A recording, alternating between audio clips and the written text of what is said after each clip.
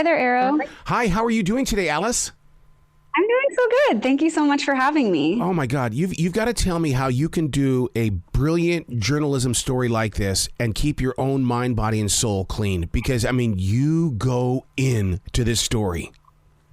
You know, that's so funny. A lot of people ask me that because I cover, a lot of fringe online communities and sort of people who have ideas that a lot of people think are strange or weird. And, people always ask me, like, how do you take them seriously, or how do you not laugh out loud when you hear some of this? But I really do think my job as a journalist is to meet people where they are. And even if an idea seems strange, to try to understand where they're coming from. So that's what I tried to do here. Wow. And what drew you to this? Because, I mean, online dating and matchmaking has been around for a long time, but nothing at this level of play.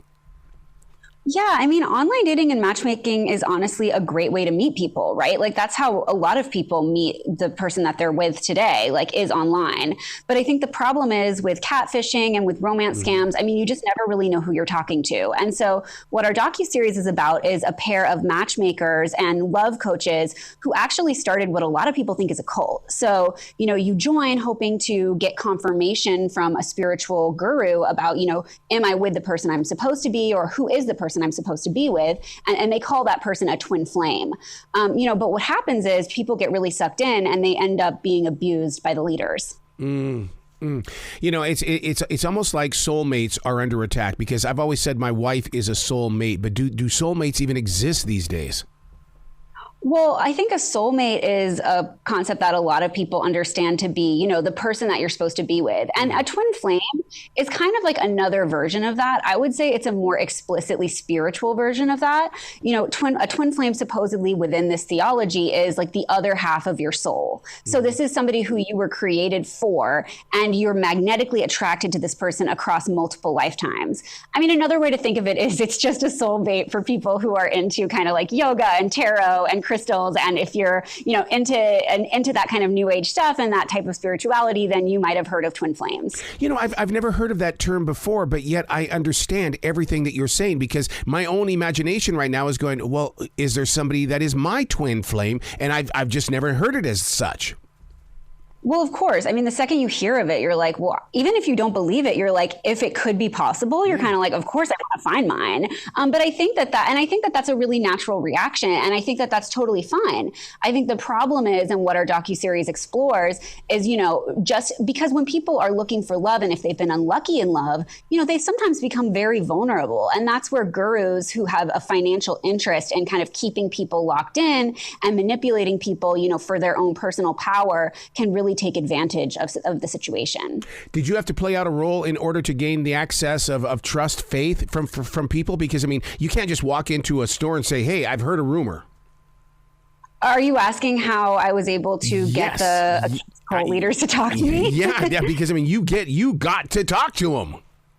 Yeah, I mean, it's funny. I'm a journalist, and I've been a reporter, writing about kind of the fringes of culture and internet culture for over a decade. And so, I reached out to them. I had done a lot of research before I reached out to them. I had talked to a lot of people, so I knew what I was getting into.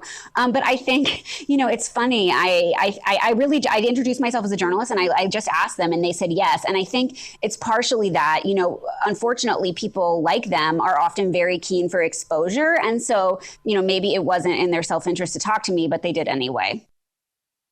To uncover a shocking truth, I can't imagine how your team, because a group of people brought this entire docuseries together, and it's like that, those moments where you go, oh wow, I didn't know. There had to have been several of those, because as a viewer, I'm feeling that.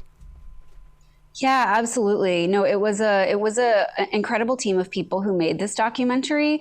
And I also just want to kind of give a shout out to all of the survivors, the people who were in this organization, who came forward bravely to tell their stories. It's really not easy to exit a coercive organization. This organization, asks you to quit your job, to volunteer. They cut you off from your friends and family. They tell you who you should be in love with. In some cases, they set you up with someone within the organization and say, well, now this person's your twin flame. And, you know, they've even done a form of conversion therapy where they tell people, you know, in order to find your twin flame, you need to change your sexual orientation or your gender identity, which is, you know, really, really disturbing. And it's really hard to talk about. It's really hard to get out of an organization like that. And so I want to say that our docuseries is really, you know, only could have been possible with the stories of these survivors that bravely came forward. Those survivors have stories. And that's the thing about it, is that somehow, some way you've been called to this moment, because we as a community need to learn more about stuff like this, because it is too easy to jump online and try to find love. Yeah, I mean, I guess I want to say that I think you can find love online. And I don't think that most people looking for love online, you know, will be seduced by an organization like this. I think it's a minority, yeah. Right? But I also do think, you know, there are a lot of conspiratorial ideas online. There are a lot of harmful things that you can find when you're looking for something that seems as innocuous as love.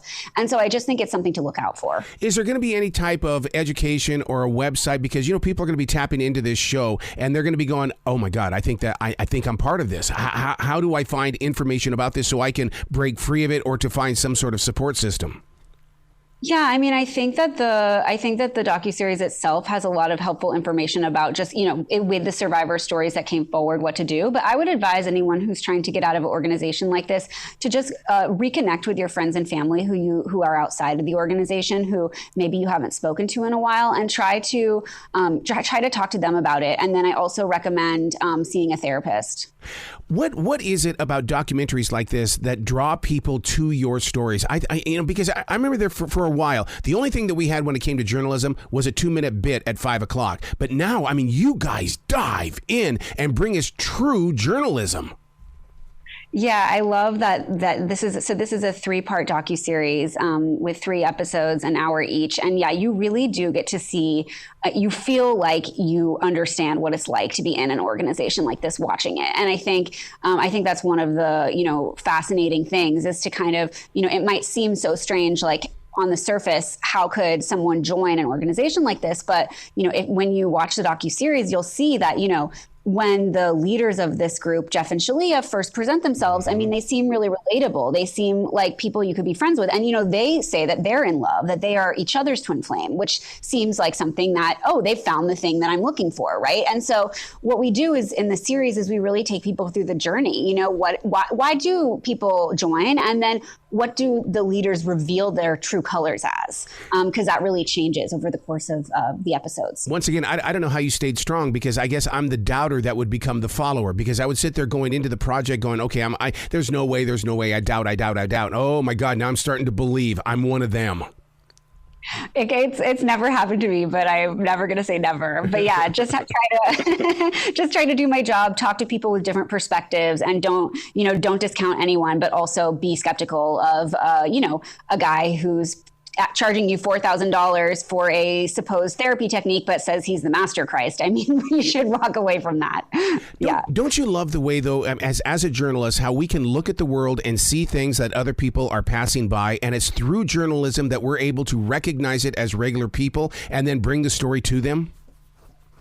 Yeah, I love being a journalist. I feel like it's the best job in the world. I'm so like grateful that every day I get to wake up and like think of story ideas and kind of see what's going on in the world. And then also, you know, just make a phone call or send an email to a person I've never met and say, hey, like, introduce myself. I want to hear your story. And that people are willing to trust us as journalists and to share their stories with us is something I'm incredibly grateful for. And I'm incredibly grateful that the survivors of Twin Flames universe trusted me with their stories. Oh my God. Yeah, but just giving yourself permission to do this is just amazing. And people need to watch this 3-part series, because it's going to open up their eyes.